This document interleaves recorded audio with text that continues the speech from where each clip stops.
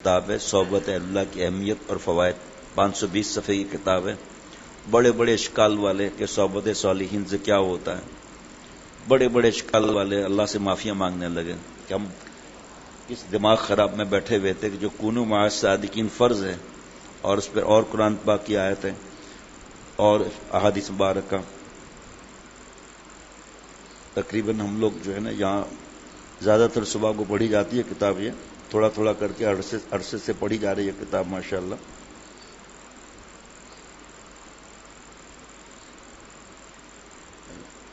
چار 458 صفحات پہنچے ہیں ہم لوگ الحمدللہ.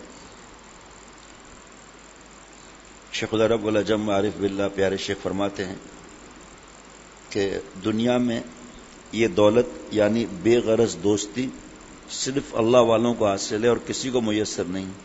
یعنی اللہ والے جس سے محبت کرتے ہیں صرف اللہ تعالیٰ کی رضا کے لیے کرتے ہیں، برعکس تمام اہل دنیا کوئی نہ کوئی غرض رکھتے ہیں. یہی وجہ ہے کہ جب غرض پوری ہوئی ان کی دوستی میں تغیر اور زوال آ جاتا ہے. اسی چند لائن پر بھی کئی میرے خیال میں 100 سے زیادہ صفحات ہیں. لڑکوں سے دوستی کرنا بڑھانا، کیوں وقت ہوتا نہیں ہے اس وقت، باقی تفسیر تو وہاں بھی بیان ہوتی رہتی ہے ماشاءاللہ. جب آگے عمر بڑی ہو گئی، کشش ختم ہو گئی، ختم معاملہ ہو گیا، اس کو پتہ نہیں ہے میں لڑکے سے حرام عشق کر رہا ہوں، اس کو پتہ ہی نہیں. یہ بھی بڑا خطرناک مرض ہے، اس کو پتہ ہی نہیں ہے کہ میں حرام عشق میں ڈوبا ہوا ہوں. اللہ بچائے کہ گناہوں کے ساتھ بڑے بڑے گناہوں میں ڈوب کر سمجھتے میں گناہ ہی نہیں کرتا. ہمارا تو یہ حالت ہے. مہر پاکاں درمیان جان نشاں، مہر پاکاں درمیان جان نشاں، دل مدح الا بمہر دل خوشاں. دل کسی کو مت دینا مگر خدا کے پاک اور مقبول بندوں کو دل دینا اور ان کی محبت کو درمیان جان داخل کر لینا. اور اس کا ایک نفع تو یہ ہوا کہ یہ محبت ہمیشہ قائم رہنے والی ہوگی، کیونکہ یہ بے غرض محبت صرف اللہ کے لیے ہوگی. دوسرا فائدہ یہ فائدے صحبت صالحین اور محبت کے بارے میں ایک شاید میرے خیال میں آگے ہے، میرے خیال میں ہے جی. دوسرا فائدہ یہ کہ آخرت میں یہ محبت اللہ والی سایہ عرش الہی میں جگہ دلائے گی، حدیث پاک کا مفہوم. تیسرا فائدہ یہ کہ تمہاری مغفرت کا ذریعہ بنے گی.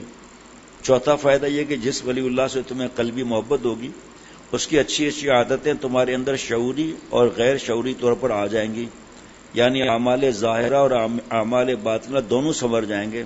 جیسا کہ حدیث میں وارد ہے، جو رات کو حدیث پاک پڑھی تھی، المرء علی دین خلیلہ فلینظر احدکم من یخالل. ہر آدمی اپنے گہرے دوست کے دین پر ہو جاتا ہے. بس اگر تمہارا خلیل فاسق ہے، گناہ گار ہے، تو تمہارے اندر فسق کے آثار شروع ہو جائیں گے. اور اگر تمہارا خلیل کوئی بندہ مقبول ہے تو تمہارے اندر بھی مقبولیت کے اعمال اور آثار شروع ہو جائیں گے. جناب جو چاہے تجربہ کر کے دیکھ لیں. حضرات صحابہ رضوان اللہ علیہم اجمعین کے لفظ سے پتہ چلتا ہے صحابی صحبت یافتہ ہونا کتنی بڑی نعمت ہے. حق تعالی ہم سب کو اپنے اولیاء کی محبت بخشیں اور ان کی صحبت عطا فرمائے. کونوا مع الصادقین کو اللہ نے فرض کر دیا. سچے یہ تو نہیں لکھا ہوا کہ بیان کا سچا، عمل کا سچا. یہ جو دعا میں عرض کر رہا تھا ترمذی شریف کی دعا ہے، اللہم انی اسألک حبک وحب من یحبک والعمل الذی یبلغنی حبک. اے اللہ میں آپ سے آپ کی محبت کا سوال کر رہا ہوں. آپ صلی اللہ علیہ وسلم کو تو اتنی محبت تھی، مقام نبوت سے نزول فرما رہے ہیں تاکہ ہم یہ دعا مانگیں. اللہ ان کی محبت مانگتا ہوں جو آپ سے محبت کرتے ہیں. عجیب بات ہے نہیں کہ آپ صلی اللہ علیہ وسلم اللہ سے مانگ رہے ہیں کہ اللہ آپ کے جو عاشق اور دیوان ہے اس کی محبت عطا فرما. مراد نبوت، دعائے نبوت اللہ والوں کی محبت ہے. ابھی اب میں تو زندگی میں کبھی یہ دعا نہیں مانگے بھائی. اور اے اللہ ان اعمال کی توفیق عطا فرما جس سے آپ کی محبت مل جائے. حضرت علامہ سید سلیمان ندوی رحمۃ اللہ سے کسی نے پوچھا، حضرت جی پہلے اللہ کی محبت پھر اعمال کی محبت، یہ درمیان میں اللہ والوں کی محبت. بہت بڑا غور کی بات ہے کہ آپ صلی اللہ علیہ وسلم اللہ والوں کی محبت مانگ رہے ہیں. بھائی آپ صلی اللہ علیہ وسلم کے نالین مبارک میں جو ایک ریت کا درہ لگا ہے اس کے کھروڑویں حصے میں تو ولایت ملتی ہے، اور آپ صلی اللہ علیہ وسلم مانگ رہے ہیں ہمارے لیے تاکہ ہم سیکھیں اس بات کو کہ حضرت پہلے اللہ کی محبت آخر میں اعمال کی محبت.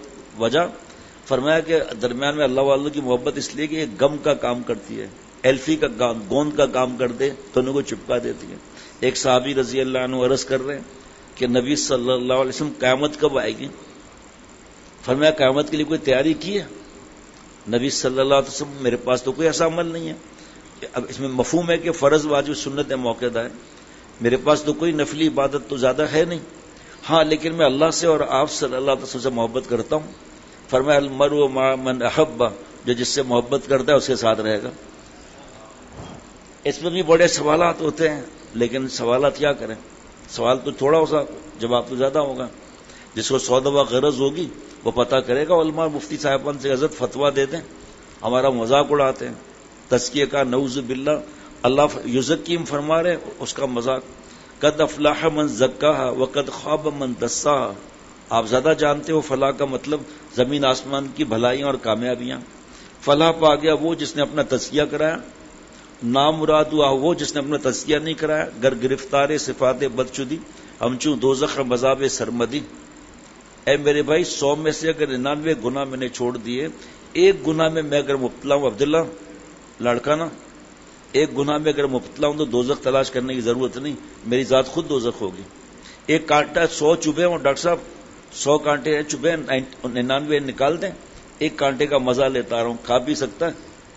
تو پھر جب گناہ میں پھر کیا اثر ہوگا؟ میرا سوال یہ ہوتا ہے کہ گناہ کا پھر ہمیں اثر کیوں نہیں ہوتا؟ اس لیے نہیں اثر ہوتا کہ بے ہوش آدمی اس پہ جتنے جوتے پڑ سا کچھ پتہ نہیں چلتا.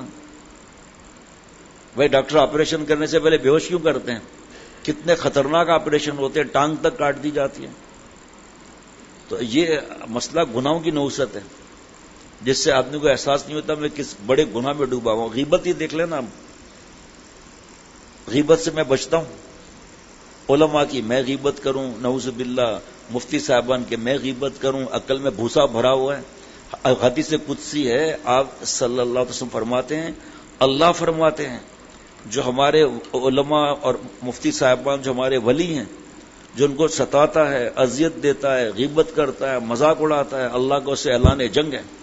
سود خور کا قرآن پاک میں اللہ سے اعلان جنگ ہے، یہاں اللہ کا اسے اعلان جنگ ہے. جو منہ میں آپ بکتے چلے جاؤں میڈیا میں، میرے پاس تو میں اخبار پڑھتا ہوں، نہ اللہ تعالیٰ کی رحمت سے واٹس ایپ وغیرہ کی کوئی مصیبت ہے. ہاں غم زدہ خط لکھتے ہیں، ای میل لکھتے ہیں، میں ان سے کہتا ہوں آپ جاتے ہی کیوں میڈیا میں بھائی، ان کو بکنے دو. یاد رکھنا ایک ہم گاؤں والے ہیں، اس لیے ایک یاد رکھ لیں گاؤں والے بات غور کرنا. جب 14ویں کا چاند ہوتا تھا نا تو کتے بھونکتے تھے. اب تو ہمارے تو خیر 80 سال پہلے ہجرت ہو گئی، لیکن جاتے تو تھے نا. اب بیانات کے سلسلے میں جانا ہوتا ہے. ابھی تو بہت اچھے خاصے برس ہو گئے، جانا نہیں ہوا. اب انشاءاللہ ابھی سفر کا ارادہ ہے. تو ساری رات کتے بھونکتے رہتے ہیں، لیکن چاند اپنی چاندنی کو بکھیرتا ہوا رفتار چلتا رہتا ہے. تو فرمایا یہ کتنا بھی میڈیا یہود و نصارہ کتے کی طرح بھونکتے رہیں، کچھ بھی نہیں ہوتا. طلباء اور علماء کو بھونکنے دو انہیں. پھر دکھ یہ کہ مسلمان پتا ہے نہیں، بھوسا بھرا ہوا، جو منہ میں آئے بولو، جو منہ میں آئے بولو. ان کو پتہ ہی نہیں ہے کہ ان کی عقل پر عذاب آ گیا ہے. ہاں اللہ سے معافی مانگ لے تو الگ بات ہے. جو علماء کا اکرام نہیں کرتا وہ ہم میں سے نہیں، یہ حدیث پاک ہے نا. اور حضرت فرماتے تھے کیا عالم کے ذمے بھی عالم کا اکرام ہے، تو وہ اس کی بھی فکر کرنی. اور اکرام کا مطلب کتنا ہم سمجھتے ہیں؟ عالم کا اکرام کرنے کا مطلب کیا ہے؟ بس صرف جو میرے تعلق والے ہیں ان کا اکرام کرنا ہے، جو میرے ہاں میں ہاں ملاتے ہیں ان کا اکرام کرنا ہے، باقی عالم کچھ بھی نہیں ہے. اکرام کا مطلب ہی نہیں پتا. ہم سمجھتے بھائی اکرام صاحب، اکرام کا مطلب سمجھے بھائی اکرام صاحب. میں تو یہی سمجھتا ہوں بھائی اکرام صاحب جو مجھے پسند ہے، آئیے آئیے بیٹھیے بیٹھیے، ارے بھائی کھانا یہاں کھائیں گے تو ہمارے پسند کے نا. اور دوسرا آپ کو کہیں دیکھا ہے یار میں آپ کا پڑوسی ہوں؟ نہیں کہیں دیکھا ہے آپ کو جناب. بعض لوگ تو بیوی کو ہی کہہ دیتے ہیں کہ میں نے آپ کو کہیں دیکھا ہے، کہیں آپ سے ملاقات ہے. 4 بچے ہیں، کہیں ملاقات ہے.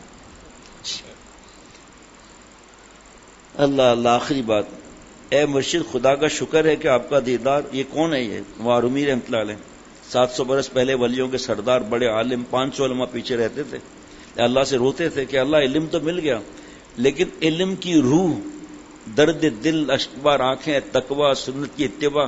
کہ معرومی رحمۃ اللہ علیہ کو تقوی نہیں تھا کیا؟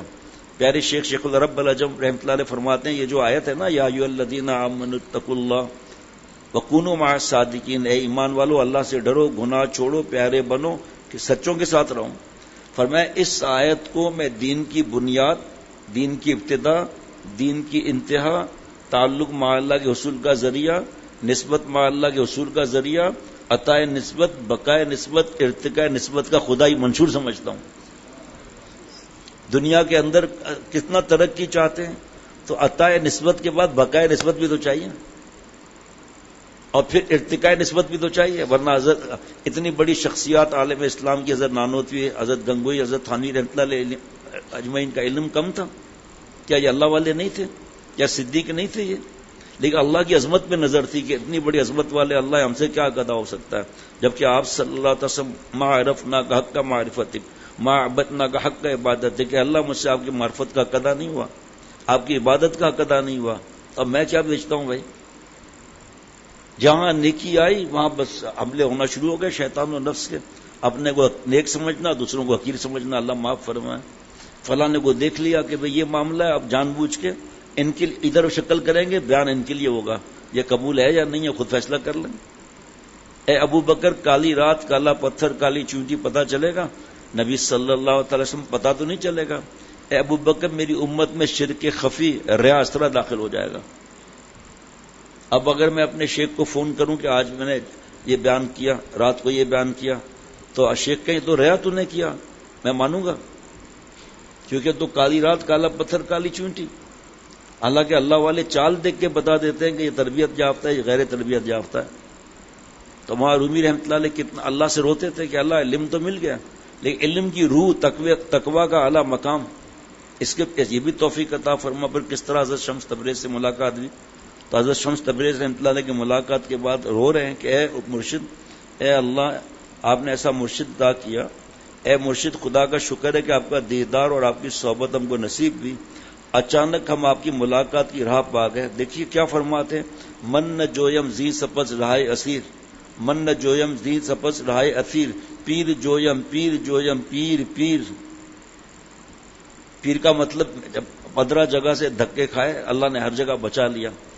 پھر اس کے بعد ذہن میں بیٹھ گیا کہ خانقاہ کا مطلب ہے کہ قبر کم از کم 21 فٹ کی، اور اس میں جھنڈے کم از کم 18 مختلف رنگ کے، اور قوالیاں، بھنگ اینڈ چرس اینڈ لڑکے، کتے اور سور والا کام، اور زنا، نماز روزہ کچھ بھی نہیں۔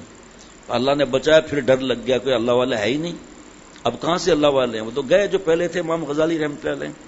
پھر اللہ نے حضرت والا سے ملایا، پہلے بیان میں دماغ ٹھیک ہو گیا۔ اللہ فرما رہے ہیں سچوں کے ساتھ رہو، اور سچے نہیں ہوں گے، خدا کی قسم قیامت تک ہوں گے، لیکن تھوڑے ہوں گے، چکر باز زیادہ ہوں گے۔